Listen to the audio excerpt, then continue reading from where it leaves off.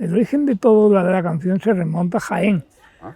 Y entonces había un cura joven, bueno, joven, relativamente joven, que un día era muy amigo y además era un hombre progresista, y un buen día me regaló un disco que era un sencillo, un single de Raimón, que era Albén, que era el primer single de...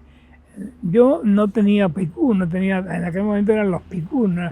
Entonces convencí a mi padre de que comprara un picú a plazos que luego tuvimos que devolver porque no pudimos pagarlo. Pero bueno, el tiempo que lo tuve fue un mes y medio, oí el disco de Raimón, ¿no? Y a mí el Albén fue una canción que, sin saber catalán, me emocionó y es una canción toda cocida con monosílabos, y entonces yo me veía como el viento era la libertad, en fin. Y a los pocos días me trajo otro disco más, un segundo single de Raimón, y era uno que tiene Raimón, que son 4 canciones de amor. Bueno, eso quedó muy grabado en mí, es decir, ese fue, diríamos, el origen de mi gusto por la canción. Entonces, cuando llegué a Madrid, hice magisterio, y en magisterio se me ocurrió, empecé a comprar más canciones, pero yo como aficionado, ¿no? Había comprado una cosa de Manolo Díaz, Agua Viva, que cantaban a los poetas, había comprado algún disco de Paco Ibáñez, y entonces a mí se me ocurrió que sería muy bonito el poder llevar la canción a la escuela, es decir, enseñar. Yo, por ejemplo, cuando oía a Paco Ibáñez cantar a Góngora o a Lorca, yo decía, hombre, que sería, en vez de explicarle a los niños un rollo de Lorca, llevarle un disco de Lorca, que oyeran Lorca y luego que vieran todo lo demás, ¿no? Y además tuve experiencias muy bonitas. Yo me acuerdo, por ejemplo, que donde yo daba clase, que era en la calle Eraso, aquí en Madrid, hacía mucho calor en verano, que eran los cursos de verano, y teníamos la ventana abierta, y yo me acuerdo de estar poniendo canciones de Luisa Serna y de Paco Ibáñez, y subía a la policía, que se oía desde fuera, y entonces subía a la policía y rompernos los discos. Es decir, entraban en la clase, y como era material prohibido, que era un disco de Luisa Serna que yo había traído de Francia, bueno, y entonces en ese contexto me surgió la idea de escribir un libro que se llamaba Nueva Canción, Discoforum y otras técnicas, que es mi primer libro. Era un libro en el cual dedicado a un montón de cantautores, en el que yo explico lo bueno que sería utilizar la canción en el aula, doy técnicas de utilización, y luego me atreví a hacer una cosa que fue al final un índice, viendo canciones sobre la escuela, canciones sobre el amor, canciones sobre la vida, y daba una lista de canciones que podían utilizarse en el aula. Este fue mi primer libro. ¿Tuvo buena acogida este primer libro? No, el libro fue un éxito. Vaya, los alumnos de magisterio, date cuenta que los alumnos de magisterio era innovador. Es decir, el incorporar la canción en el aula, el enseñar literatura a través de la canción, el enseñar geografía o historia, era una cosa muy innovadora, ¿no? Eso me hizo que me llamaran, ya en Madrid, me llamaran de Noticias Obreras, y me dijeron, bueno, ¿por qué no llevas la sección de música del periódico, no? Bueno, pues ya iba a los conciertos, empecé a conocer a cantautores, a hacerme amigo de ellos, empecé a escribir, y entonces ahí, de ahí surge la necesidad de escribir una obra, para mí una obra magistral. Digo magistral porque es muy grande, son 4 tomos, y entonces me viajé con mi compañera prácticamente por toda España, comprando discos, investigando, y bueno, hicimos esos 4 tomos, que además para mí fue una obra que tiene mucho, afectivamente estoy muy unida a ella, ¿no? Porque bueno, fue una obra que me permitió, pero con mucha naturalidad, el que le hicieran prólogo. Uno le hizo prólogo a Alberti, otro se lo hizo a Celaya. Ahí conocí yo que me hizo un prólogo también Aute. Me dio la oportunidad de hacer muy amigo de Celaya, conocer a Alberti, a Antonio Gala, que ahora idea el homenaje que le van a hacer. Por otra parte, cuando yo escribí aquellos libros, yo me acuerdo que conocí a Celaya escribió, fue magnífico, Alberti, es decir, era Vázquez Montalbán, Aranguren, toda esta gente intervino en aquella historia, ¿no? Y aquellos libros luego los presentamos en el Círculo de Bellas Artes, que asistieron cerca de 80 o 90 cantautores, y y bueno, y todos estos que te digo que hicieron los prólogos del libro. Y fueron unos libros fundamentales. Yo creo que son 4 grandes tomos que hoy en día se cotizan mucho porque están agotados. No se ha vuelto a editar, ¿no? Están súper agotados. Yo debo tener 2 colecciones, ¿no? Y son 4 tomos, y luego los tomos iban, curiosamente, las portadas de los tomos, para hacer esa síntesis entre la literatura, la música, la poesía y el mundo plástico. Conseguí una portada de arte, un dibujo de arte. Alberti me dibujó una paloma preciosa con un texto poético que decía "Volás, canciones, volás", que luego está en su antología.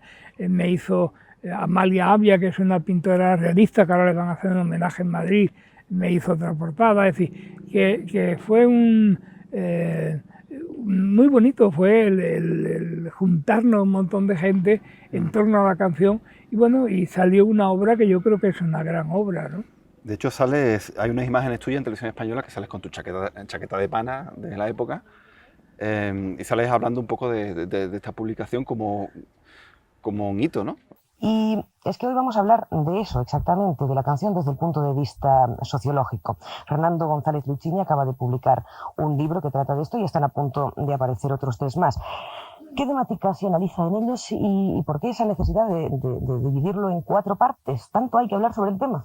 Sí, es decir, va a tener 4 partes y unas 2000 páginas. Que ya son. Y se podían escribir más. Las 4 partes del primer tomo es sobre la esperanza, el tema de la esperanza, que me pareció que era el más importante como punto de partida. El segundo va a girar en torno al tema del amor, la identidad y la libertad.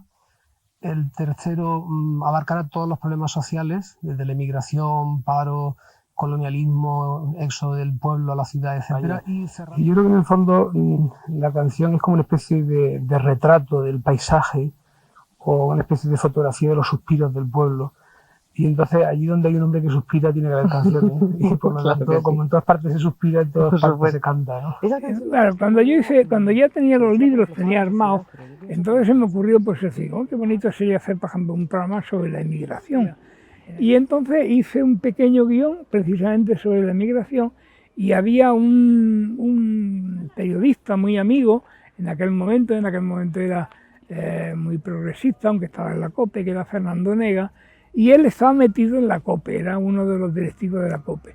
Total, que Fernando Nega me propusieron que sí, entonces inicialmente me dieron un programa de media hora, y curiosamente hay una cosa muy divertida, y es que estaba Encarna, la famosa Encarna, estaba en la radio, y Encarna terminaba a las 7 de la tarde, y yo entraba a las 7 de la tarde, de 7 a 7 y media, era de media hora. Yo estuve cruzándome en la puerta del estudio de la COPE con Encarna 2 años y nunca nos saludamos ni nos dijimos una palabra porque no miraba nunca a nadie. Ella iba, pero estuvimos 2 años. Pero claro, lo complicado era cómo desengancharme del público de Encarna, claro, para coger al público de los cantautores, que era... Y entonces, bueno, yo ahí monté un recurso de unos 5 minutos musicales, y entonces yo veía a la gente irse uno y venir otro, como si fuera por un pasillo, y lo conseguí, ¿no? Buenas noches, amigas y amigos de la cadena COPE. Estamos con vosotros Fernando González Lucchini y Lola Molina. Hoy aquí, donde la palabra se hace música, nos sentimos especialmente felices porque está con nosotros uno de nuestros más importantes músicos y poetas contemporáneos. Hoy nos va a acompañar Lluís Llach. Luis, ¿por qué los astros? Es decir, ¿por qué en este momento esta mirada tuya sobre el firmamento? Por motivos a veces muy irracionales, yo diría que impensables y atávicos, ¿no? Yo descubrí la poesía gracias a ti, Paco Ibáñez.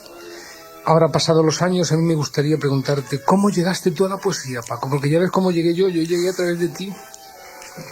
Pues mira, yo llegué a la poesía a través de un poema de Luis de Góngora que se llamaba Dejadme llorar, orillas del mar.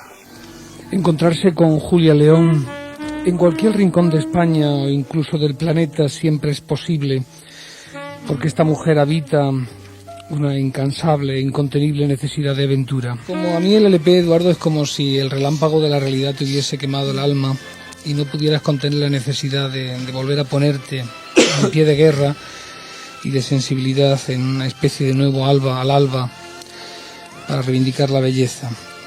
Y en medio de tanta palabrería inútil como estamos oyendo, vayas y reivindiques la belleza. Y esa palabra tan en desuso, ¿no? ¿Por qué la belleza, Eduardo? Para joder al personal. Entonces esa media hora fue un éxito total, de manera que llegué a tener una audiencia no como la de Encarna, pero muy próxima a la de Encarna a pesar de todo, ¿no? Porque el mismo público de Encarna se quedó a escucharme, ¿no? Y entonces, dado aquello, entonces me propusieron hacer un programa de una hora. Ya hice un programa y me pusieron las noches y al final me quedé con las noches. Luego la COPE contrató a José María García. Yo me acuerdo que en aquel momento era Joaquín Prat y Laura Valenzuela, que tenían un programa por las tardes, los fines de semana, y yo de vez en cuando colaboraba con ellos. Y llegó un momento en que, al entrar José María García, impusieron una ley, y José María García entró, respetó las noches, pero dijo, si hay un partido o una noticia deportiva que me interesa, se corta el programa del Lucini o de quien sea y meto la noticia. Y claro, yo ya ahí no me pude, me parecía ya indignante, no solamente que la COPE hubiera contratado millonariamente a este hombre y a mí me pegaba una miseria, sino que además tuviera el poder de poderme echar del estudio, decir, mira, salte que voy a dar una noticia. Entonces me negué, nos negamos, con Joaquín Prat exactamente, y nos echaron a todos, a Laura Valenzuela, a Joaquín Prat y a mí, ¿no? Estaba viendo, bueno, de todos los cantautores que has conocido, creo que tuviste una amistad especial con Aute, ¿no? Bueno, con Aute tuve una amistad grande, ¿eh? Yo le admiraba mucho, me gustaba mucho cómo cantaba, y él me admiraba a mí mucho como investigador y como hombre. Entonces tuvimos una muy buena relación que nos llevó a que un día me pidiera que le escribiera una biografía, ¿no? Y entonces le escribí la biografía, que fue maravillosa, porque la escribimos en su casa, y en el parque que había al lado de su casa, y en un restaurante. Y eso nos dio oportunidad de estarnos conociendo un año, en que nos veíamos casi una vez a la semana, ¿no? Y hacernos muy amigos. Y luego, pues siempre, Aute era un hombre muy generoso, absolutamente generoso. No tiene ningún mérito ser amigo de Aute, ¿no? Porque Aute era un hombre que no decía que no a nadie. A los jóvenes, por ejemplo, era de los pocos cantautores que los cantautores jóvenes le mandaban discos y los escuchaba. Lo escuchaba y luego les contestaba, y en algún caso, como por ejemplo el caso de Muerdo, le decía, oye, cuando quieras canto contigo. Es decir, que era una cosa increíble, Eduardo, ¿no? Era una absoluta sensibilidad, ¿no? En la calle de Proyecto Atlanta era precisamente con Luis Eduardo Aute. Y me parecía que si Eduardo no estaba en esta movida, pues esta movida no tenía mucho sentido. Y preguntarle qué te parece, porque no sabías nada de esta historia, casi acabas de ver lo que es el proyecto, te lo acabo de contar. Bueno, ya te dije que sí inmediatamente, conociendo muy poco del proyecto, porque viendo de ti era evidente que el proyecto iba a ser un disparate imaginativo, una enloquecida idea, como todas las tuyas, felizmente. Hubo una época, más o menos hacia los 80, donde es un poco al final de la transición, cuando ya cae en decadencia un poco la idea del cantautor. Te lo cuento, porque este es un tema que yo sí me atrevo a contar. Hay quien no se atreve a contar, yo me atrevo a contar, porque ya cuando uno es mayor y ya está en el final del camino, yo digo que hay que contar las cosas, y si alguien se molesta, que se moleste. La canción de autor fue definitiva para la democracia. Es decir, durante el último año de la dictadura y en la transición, los cantautores participaron más en el proceso de toma de conciencia de los derechos humanos y de la libertad que la literatura, que el cine, etc., ¿no? Y hasta tal punto yo cuento una anécdota que además es de nuestra tierra. Yo era muy amigo de Carlos Cano, y cuando se hicieron las primeras elecciones andaluzas, Carlos estuvo apoyando al Partido Andalucista. Y entonces, que el Partido Andalucista entonces era un partido de izquierda, ¿no? Y entonces en la Plaza de Toros, yo me acuerdo de Sevilla, un meeting, salía Carlos y cantaba la Blanquiverde, que ya la había compuesto antes, ¿no? Y la gente se ponía, era los gritos, la bandera andaluza, todo el mundo, y entonces cuando ya estaba caliente la cosa, le tiraban de la camisa a Carlos y decía, vete que viene el político. Carlos se tenía que ir y entraba el político y se llevaba los aplausos de los blanquiverdes, ¿no? Es decir, que incluso se aprovecharon de ello en ese sentido, ¿no? Entonces hubo un momento de reflexión, de, bueno, ahora vamos a ver qué posición tomamos. Hasta ahora hemos sido partícipes del proceso democrático, ahora que hay democracia, ¿qué papel tomamos? En ese ambiente hay una reflexión que hacen los políticos, la hizo Felipe González en concreto y Tierno Galván. Y era, vamos a ver, los cantautores empezaron a sentirse decepcionados, sobre todo con el tema de la OTAN, en aquel referéndum famoso de si OTAN no, si OTAN sí. Y entonces La Bordeta, Javier Crae, Carlos Cano, empezaron a ponerse, el mismo Carlos Cano, que empezó a ser crítico al partido andalucista.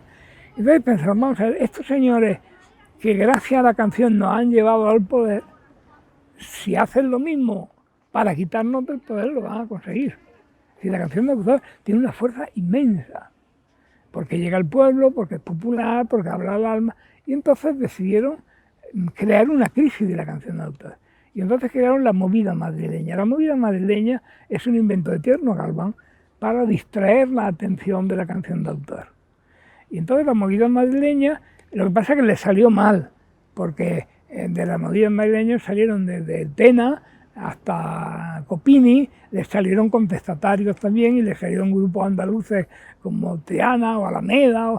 Entonces hubo un momento en que hay una crisis de la canción de autor, porque primero porque están buscando su identidad y segundo lugar porque el apoyo que tenían del gobierno, de las instituciones, desaparece, ¿no?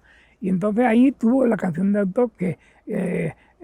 pero siguieron luchando, y es donde, por eso la canción donde están los cantautores, es decir, que los cantautores seguían vivos, pero no tenían el apoyo que tuvieron cuando tenían el apoyo institucional, ¿no? Hay un famoso programa de televisión española, uno de los más famosos de la historia de la televisión, La Clave, donde se propuso como título ¿qué fue de los cantautores? La famosa pregunta ya se estaba Eso haciendo. fue antes, fíjate, de la canción de Luis Pastor. Es decir, esa fue... Bueno, Balbín estaba haciendo La Clave, ¿no? Y entonces me llamó, me dijo, oye, mira, voy a hacer esto a ti, van a venir cantautores, pero yo que vengas tú aunque no seas cantautor. Y bueno, y entonces allí estuvo Carlos Cano, La Bordeta, estuvo Marina Roset, bueno, estuvo Chincho Sánchez Ferlosio, el CRAE, y me invitó a mí, ¿no? Y entonces fue el último programa que dedicamos a la canción de autor, y es un programa que merece la pena ver, porque aparte de la conversación, que fue muy interesante, y sobre todo ahí se planteó el dilema si la canción de autor es aburrida o no es aburrida, en fin, fue muy interesante. Ahí hay al final unas actuaciones en directo importantísimas en las que cantan todos, ¿no? La verdad es que antes del programa nos fuimos a comer a un restaurante todos, nos pegamos un borracherón y íbamos todos maravillosamente colocados.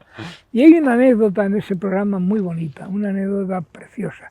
Y es en la noche anterior, el día anterior, Pedro Guerra había venido a mi casa, había dejado de cantar en Canarias con el grupo Taller y se había venido a Madrid, entonces vino a mi casa con un cassette y éramos muy amigos. Y entonces me dijo, mira, estoy preparando un disco con canciones mías, y entonces me dejó el cassette original de Golosinas. Y entonces, bueno, pues me lo dejó, yo por la noche lo oí con mi mujer, lo estuvimos oyendo, y entonces me dijo, oye, pues mira si puedes, se dio una oportunidad en La Clave, porque yo había sentido La Clave, que hablara de Pedro, porque mi mujer es canaria. Y entonces yo tengo un defecto, ya que es la memoria es muy mala, siempre la he tenido muy mala. Y yo, claro, ahora que todo el mundo habla de Pedro Guerra, pero en aquel momento, digo, uy, si a mí se me olvida, entonces me apunté en un papelillo Pedro Guerra y me lo metí en el bolsillo de la chaqueta. Bueno, y entonces en el debate aquel famoso, alguien preguntó algo, no sé si fue un oyente o un vidente del programa, preguntó, bueno, ¿ya no hay cantautores? Y entonces yo, ante aquello, meto la mano en el bolsillo, digo, hay un cantautor de puta madre que...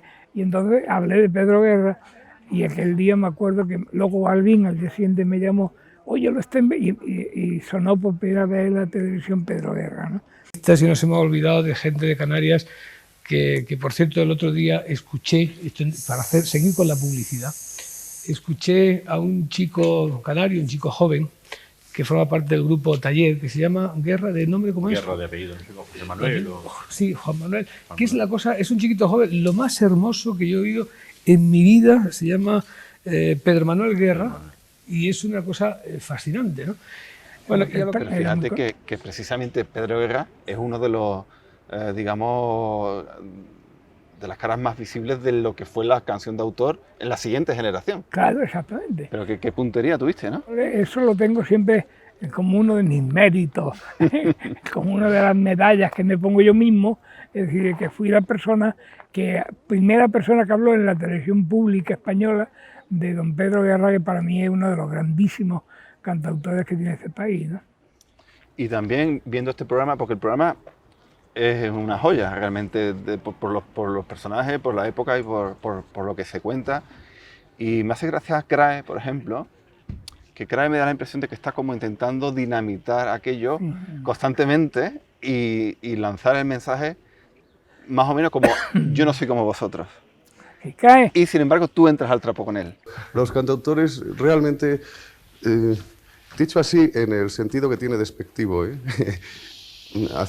nada, era una conmemoración en que todos sabían que estaban en contra de los opresores, pero era muy aburrido. Claro, pero es que han pasado otra cosa. Yo particularmente llamo aburrido, bueno, no sé por qué no fui, o sea, pensándolo, pero vamos, el mismo recital de Raimón en el Palacio de los Deportes ese del 76, digo, eso es un funeral, se me ocurre ir a eso.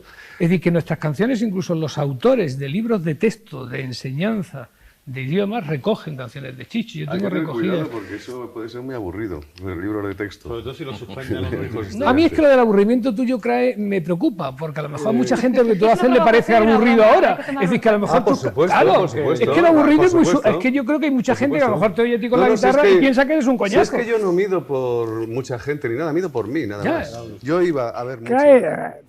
Yo fui muy amigo de Crae, pero mucho. Y nos queríamos mucho y yo lo conocía bien y él me conocía bien.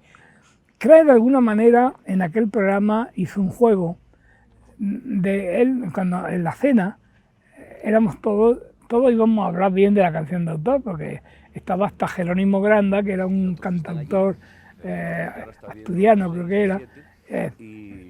Entonces él allí lo que plantea una tesis es que la Bordeta era muy aburrido. Y Marina Rosell era muy aburrido, y el otro decía que la canción de autor era aburrida, que Carlos era un aburrido, pero era para, de alguna manera, resaltar que él que él había buscado una alternativa a la canción, claro, y que lo suyo era más divertido y más. Y entonces se creó esa tensión que no fue ficticia, pues nadie esperaba, yo no esperaba la reacción del CAE, ¿no? Hombre, ahí yo fui muy discreto y luego lo comentamos, ¿no? Hablando de Carlos Cano, que me lo has mencionado varias veces, le dedicaste un libro a él únicamente, ¿no? Claro, yo fui biógrafo de él. Yo cuando conocí a Carlos no era conocido, en Andalucía era conocido, pero yo fui el que traje a Carlos Cano a Madrid, cuando editó el disco de Si estuvieran abiertas todas las puertas. Y entonces, bueno, pues yo lo traje a Madrid y entonces fui a Juca y digo, oye, yo quisiera escribir una biografía de Carlos. Y me dijo, a ver, ese Carlos no lo conoce nadie, ¿a quién vendemos ese libro? Y entonces Carlos y yo le propusimos que lo queríamos escribir, yo me encargaba de escribirlo, de maquetarlo y no queríamos cobrar nada, que los derechos de autor nos los dieran el libro, con lo cual la editorial no tenía que hacer más que imprimir, ¿no? Y así conseguimos hacer la biografía. Si quieres hablamos de tu último libro, sobre Humet. ¿Por qué Humet? Pues mira, yo Humet no era de mi grande amigo. Humet sobre todo porque yo tengo una obsesión y es recuperar la memoria contra el olvido. Es decir, yo creo que la memoria es importantísima, ¿no? Y entonces Humet es un cantautor que fue maltratado en el sentido de que no vivió, aparte de que él vivió toda la historia de la canción de autor, la tensión entre la canción catalana y la canción castellana, porque él empezó a cantar en catalán, luego empezó a cantar en castellano, los catalanes le hicieron un vacío. Y entonces, bueno, hay una fundación de amigos de Humet, me llamó y me dijo, oye, queremos escribir un libro de Humet. Y entonces a mí me daba miedo, porque yo he escrito 3 biografías, la de Carlos Cano, la de Aute y la de La Bordeta. Pero claro, escribir la biografía a un tío que está vivo es muy fácil, porque le preguntas, cuando tienes una duda, pues le llamas, te vas con él, le tomas una copa, pastas con él. Pero claro, escribir la biografía de un muerto tiene un riesgo, y es idealizar al personaje. Y además no lo conociste en vida, ¿no? Lo conocí en vivo, pero no era amigo. Vale. Yo le conocí, yo fui a conciertos suyos al Palau de Barcelona, él trabajó conmigo en la escuela, no, teníamos una relación, pero no era el amigo de alma. Es decir. Yo reconozco que de Humet no conocía mucho, he estado indagando un poco, escuchando un poco su música y descubrí que solo conocía la canción Clara, que imagino que fue un éxito en su día. Y la canción es un poco triste, pero qué bien hecha está, ¿eh? Clara, distinta Clara, extraña entre su gente, mirada ausente Clara, a la deriva, no tuvo suerte al elegir la puerta de salida, descubriendo mundos donde nunca llueve, escapando una y otra vez, achicando penas para navegar. Estrellas negras vieron por sus venas y nadie quiso preguntar. Tiene canciones espléndidas, ¿no? Además, un tipo que tenía una cosa que no tiene muchos cantautores, que es fotogenia. Pero de una belleza, de una mirada, y por eso Colita, que en las fotos de Colita, que era la fotógrafa catalana, Colita fue su fotógrafo de continua, ¿no? Y ya verás, luego tuvo, por ejemplo, cosa que no se conoce, la primera ópera rock catalana, es decir, el primer musical que se hizo de España fue una ópera rock que se hizo en Cataluña, montada sobre una obra que era La Granja Animal. El protagonista fue él. Pues un placer que me hayas concedido esta entrevista, testigo de primera línea de toda la música de autor en España. Muchas gracias, Fernando. Un verdadero honor.